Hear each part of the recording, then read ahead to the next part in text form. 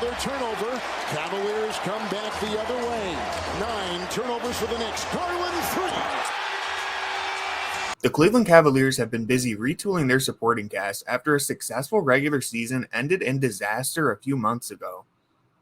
The core group of Darius Garland, Donovan Mitchell, Evan Mobley, and Jarrett Allen spearheaded a 51-win season behind the best defense in the NBA. And while they came up drastically short in the first round against New York, Koby Altman has opted to keep the core intact, at least for now, and restructure the supporting cast in a way that could unlock their full potential. One of the issues Cleveland faced last year was the timing of the Donovan Mitchell trade. While undeniably a great move that raised the Cavaliers' ceiling, completing this deal in September left the Cavs with little options to build around their new superstar.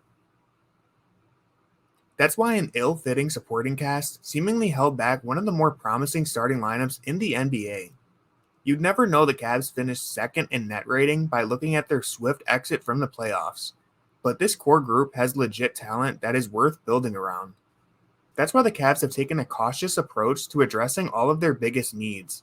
Rather than making blockbuster trades so far, Koby Altman is focused on improving on the margins. The additions of Damian Jones and Ty Jerome will supplement their end of the bench with some much-needed depth, but their top priority was fortifying the lineup with traditional three-point shooting threats. I want to focus on the arrival of Max Strus and Georges Niang. While neither Strus nor Niang are the kind of players capable of moving the needle all on their own, they can fill important roles and allow Cleveland to play a different brand of basketball.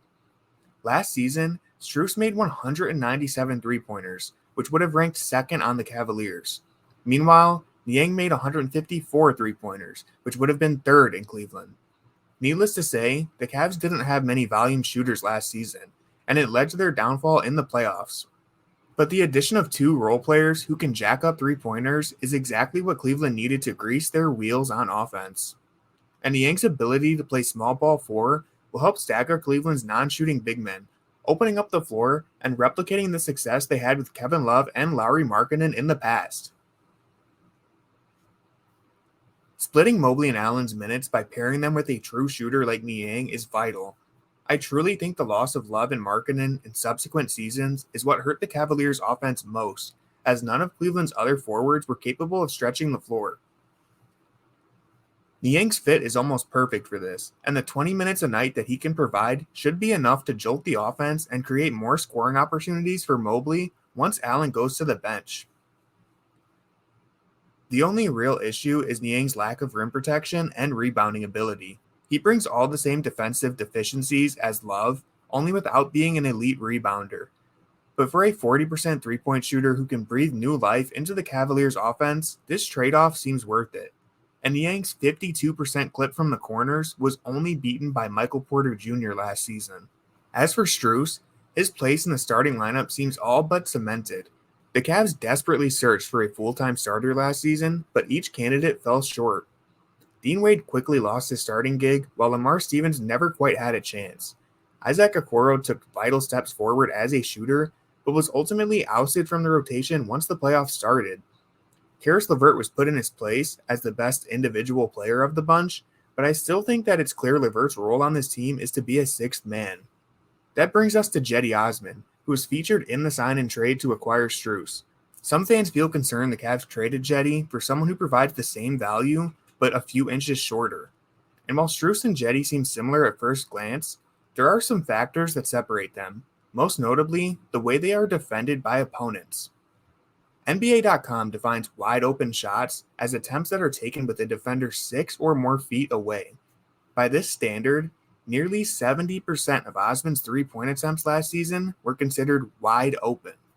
About 50% of Niang's attempts were wide open, and just 28% of Strus's three-point attempts were considered wide open.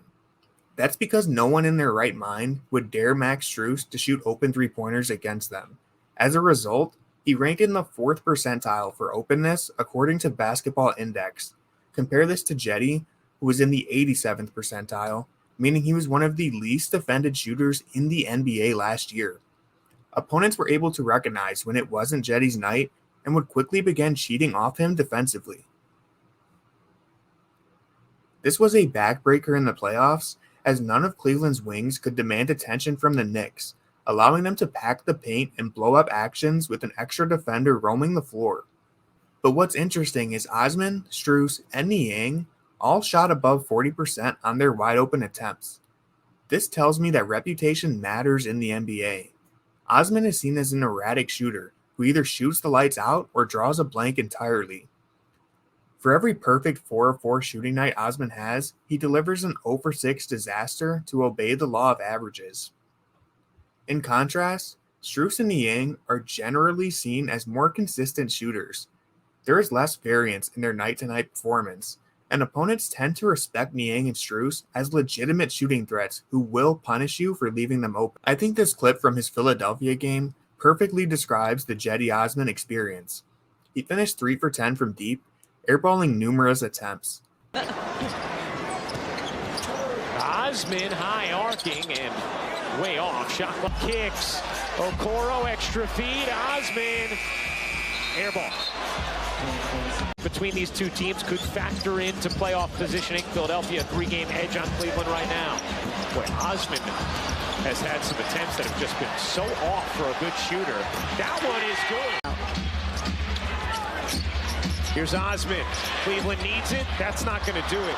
This is one of the strangest. Osman was promptly yanked off the floor whenever JB Bickerstaff had seen enough, and this is primarily why Osman finished the season with one of the highest plus-minuses in the entire NBA, despite never really establishing himself as a consistent positive. Osman was never able to earn a solidified spot in the rotation, something that really hurt the Cavs throughout the year. To highlight this, I'm going to define out of the rotation as any game where someone plays fewer than 10 minutes or receives a did not play coach's decision.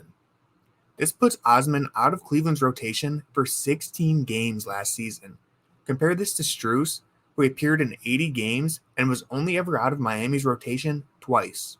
As for Niang, he played roughly the same amount of minutes as Osman and fell out of Philadelphia's rotation just 4 times. None of this is meant to trash Cedi Osman, as he is a useful player and fantastic locker room presence. But adding Strus and Niang to the roster gives Cleveland what they desperately needed: consistency.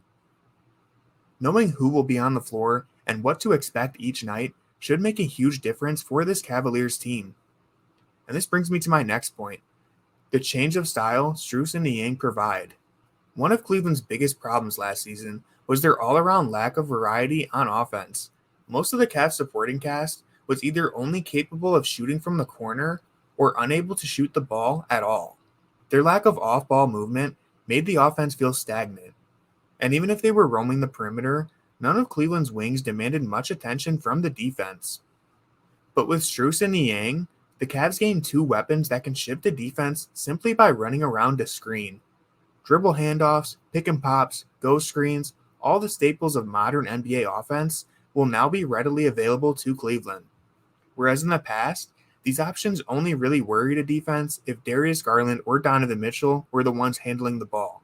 Now, the Cavaliers have numerous role players that fit in any lineup, capable of drawing attention from any spot on the floor. Niang shot 36% on attempts from above the break, placing him as a top 50 shooter in the NBA last season for a minimum of 220 three-point attempts. Shots from above the break will make it easier for Cleveland to push the tempo and score before a defense has time to set up shop. The Cavs played at one of the slowest paces in the NBA last year, and their lack of spacing compounded this issue. Niang is a fantastic option to remedy this issue by firing up shots in transition.